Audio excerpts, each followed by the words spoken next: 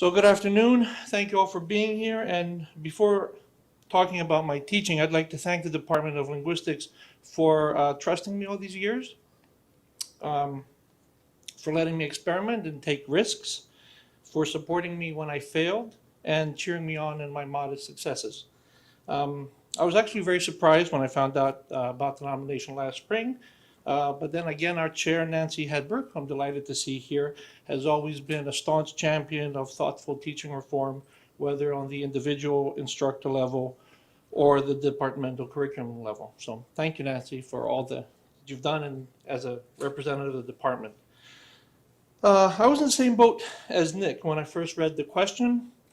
I thought unkind thoughts, but that was mostly because I subconsciously realized how difficult this question was to deal with. And it's been preoccupying my thinking for all these weeks. And I got to say that it was kind of that crisis of like, oh my God, I have to come up with something to say, that I've been able to organize my thoughts. And I've been also very, very nervous about presenting this to you because I'm speaking about something that matters deeply to me, and I'm feeling very vulnerable in coming to you with these ideas. So the way that I deal with feeling vulnerable is humor, and I will make some attempts at it, and hopefully they're successful. But after I build up my courage, I will also go to the heart of things, and I hope I won't make a fool of myself.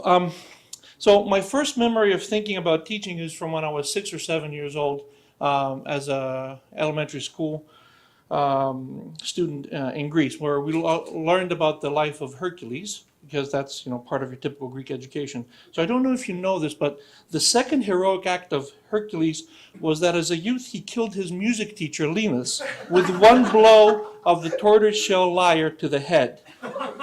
So teaching can be a dangerous profession.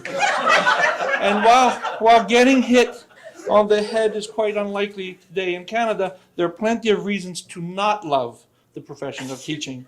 For example, teaching evaluations, of which I am the thin edge of the spear of making things measurable, the Sims grade input system, or dealing with academic dishonesty.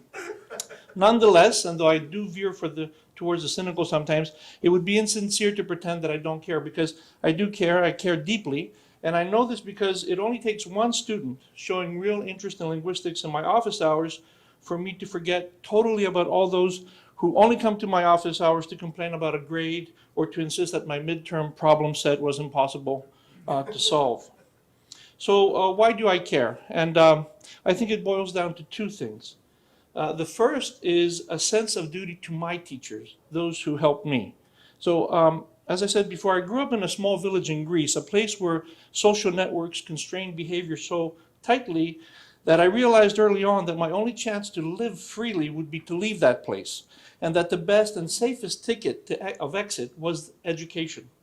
Every step along the way, I have benefited from teachers who cared enough to talk to me about what was out there, what were my options, who read draft of college essays, who helped me practice for the SATs, who pulled me to the side and gave me a stern warning when I was faltering, and in the end were even happier than me at my successes.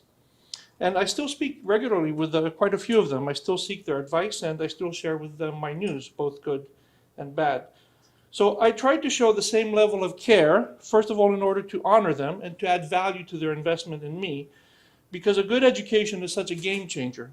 As you may know, this year's Nobel Prize in Economics was awarded to 3 scholars for experimental work in poverty mitigation, and their work demonstrated that, among other things, the crucial role that education plays in getting people out of poverty.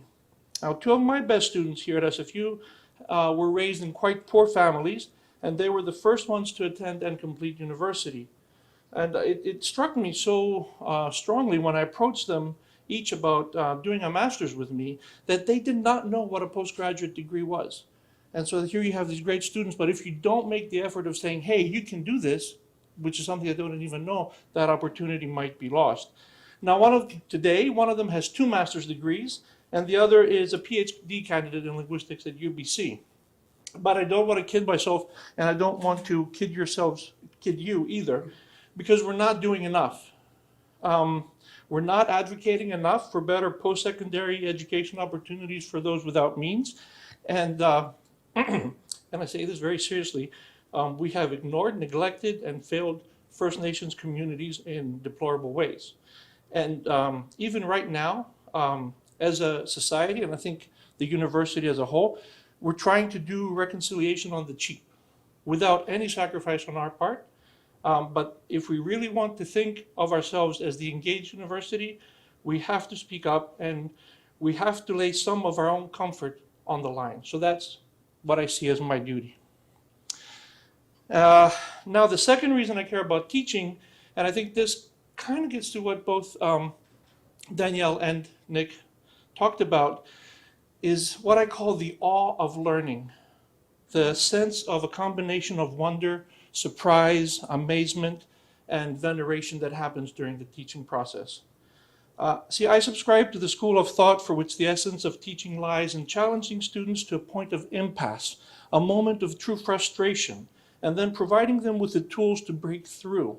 Now, those of you familiar with the Socratic method will recognize this as the moment of aporia, one of those wonderful Platonic words which are so full of possibility, as it can mean blockage, the absence of a route, but also the lack of resources. But you may not know that in Plato's Symposium, which is ostensibly a treatise on the nature of love, Plato provides yet another layer of complexity to this term by having Socrates start off his praise of the god of desire, and that's why I like the use of that word by you, Nick, as well, as follows. He says, as to origin, Eros is the son of Poros, the god of plenty, and Penia, the goddess of poverty. And so partakes of the nature of both parents, the fertile vigor of the one and the wastrel neediness of the other. As he is a mean between the mortal and the immortal, so he is a mean between the wise and the unwise. That is a wisdom lover or a philosopher, as that's what the word means in Greek. So this liminal state of being in which we realize how much there is to know and how limited our resources for knowing are, and yet we still are resolved to persist in the endeavor, is the experience that I think is central to our humanity, although we may not always recognize it. For me, teaching is an opportunity to share this experience with others and to keep expanding the basis on which we can find common ground. And that's why I care so much about teaching. Thank you.